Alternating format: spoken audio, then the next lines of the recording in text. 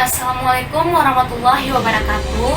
Perkenalkan, nama saya Tria Nur Fadilah dari kelas 04 Filsafat Pendidikan Universitas Syahkuala, program studi Bahasa dan Sastra Indonesia dengan NPM 210610201080. Yang saya hormati Bapak Dr. Andes Baktiar Ritura MM selaku dosen pengampu Filsafat Pendidikan.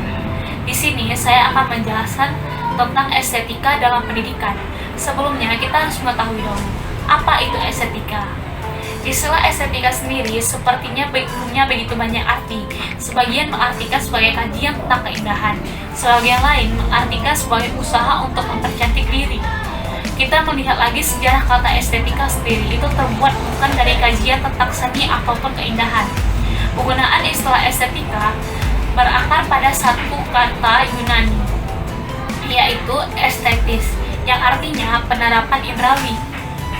Jadi, para pemikir sejak zaman Plato sampai dengan Immanuel Kant di abad ke-18 mengartikan estetika rata-rata sebagai kajian tentang proses penyerapan indrawi. Karena itu, ketika semula merupakan bagian dari kajian epidemiologi, kajian tentang asal-usul dan prinsip dasar dari pengetahuan manusia, peralihan pengertian estetika baru terjadi pada abad 18, khususnya dengan pemikiran salah seorang tokoh pertama, yaitu Alexander Baumgarten pada 1735, yang diartikan sebagai ilmu tentang hal yang bisa dirasakan lewat perasaan.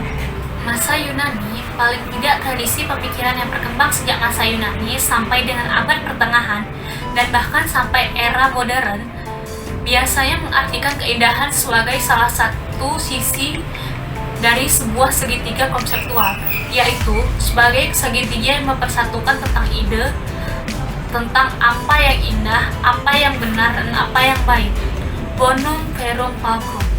Bonum adalah kebaikan, verum adalah kebenaran, dan falcrum adalah apa yang indah. Ketiganya untuk waktu yang sangat lama dianggap sebagai tiga sisi dan satu realitas yang sama. Kajian tentang estetika juga biasanya tidak hanya sepenuhnya dirumuskan dalam bentuk wacana rasional, karena persoalan keindahan atau kesenian lazimnya memang tidak bisa diungkapkan secara verbal. Oleh karena itu, telah lama muncul sebuah pengertian bahwa keindahan itu tidak mungkin dibahasakan. Salah seorang pemikir di abad ke-17 menyebutnya dengan sebuah frase "je ne sais quoi", yang artinya adalah "aku tidak tahu apa keindahan adalah sesuatu yang tentangnya aku atau tidak tahu apa". Itulah salah satu wacana estetika yang membedakan dari wacana sabang filsafat lainnya, yang biasanya dirumuskan dalam medium yang sepenuhnya rasional. Usaha untuk menggambarkan kekhasan dari keindahan sesuatu yang menjadi inti definisional dari keindahan telah mengiring para pemikir estetika untuk sampai pada satu kesimpulan. Kesimpulannya adalah bahwa apa yang membuat sesuatu itu indah haruslah dilihat dari segi wahana, lebih tepatnya dari segi bagaimana sang seniman berhasil mengolah wahana. Itulah yang dikenal dengan konsep kekhasan wahana atau medium spesifikasi.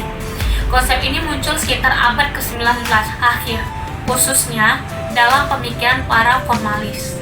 Penilaian baik dan buruk kerap dikaitkan dengan tingkah laku dan moral atau tindakan manusia, sedangkan nilai indah dan tak indah cenderung diarahkan ke dalam segala hal yang berkaitan dengan seni. Estetika berusaha menemukan nilai indah secara umum yang kemudian dalam perkembangannya bermunculan beberapa teori yang berkaitan dengan estetika. Estetika adalah salah satu cabang filsafat yang berkaitan dengan seni. Secara sederhana, diartikan estetika adalah ilmu yang membahas keindahan, bagaimana ia bisa terbentuk dan bagaimana seseorang bisa merasakan estetika sebagai sebuah filosofi yang mempelajari nilai-nilai sensoris. Kadang dianggap sebagai penilaian terhadap sentimen dan rasa. Timbul pertanyaan, apakah nilai keindahan itu merupakan sifat yang dimiliki objek atau terletak pada yang menilai, subjek? Jika nilai indah itu terletak pada objek dan dipandang dengan sudut dan cara pandang yang sama, maka akan menghasilkan kesimpulan yang sama tentang sesuatu. Jika nilai itu terletak pada subjek, maka hasil penilaian itu akan bergantung pada perasaan masing-masing subjek. Teori lama tentang keindahan bersifat metafisik, sedangkan teori modern bersifat psikologis.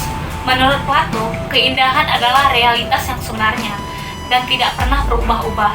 Sekalipun Plato menyatakan bahwa harmonis, proporsi, dan simetris adalah unsur yang membentuk keindahan, namun ia tetap memikirkan adanya unsur-unsur metafisik. Bagi Plotinus, keindahan itu merupakan pancaran akal ilahi. Bila yang hakikat ilahi, ia menyatakan dirinya atau memancarkan sinar pada atau realitas penuh, maka itulah keindahan. Kan dalam studi ilmiah psikologi tentang estetika menyatakan, akal itu memiliki indera ketiga atas pikiran dan kemauan, yaitu indera rasa yang memiliki kekhususan, yaitu kesenangan estetika.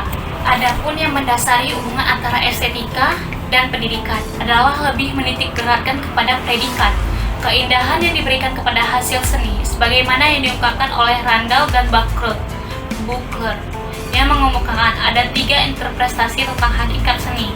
Seni sebagai penembusan terhadap realitas selain pengalaman, seni sebagai alat kesenangan, seni sebagai ekspresi yang sebenarnya tentang pengalaman. Dengan demikian, diharapkan dalam pendidikan, estetika akan mampu menciptakan dan membentuk kepribadian yang mampu bersikap kreatif dan bermoral sesuai dengan nilai-nilai leluhur yang dijunjung dengan segala kepatuhan, keindahan, dan seni. Dengan demikian, tujuan pendidikan untuk membentuk manusia berkualitas akan terwujud dengan baik sesuai dengan konsep idealisme. Sekian penjelasan dari saya tentang estetika dalam pendidikan. Terima kasih saya ucapkan. Assalamualaikum warahmatullahi wabarakatuh.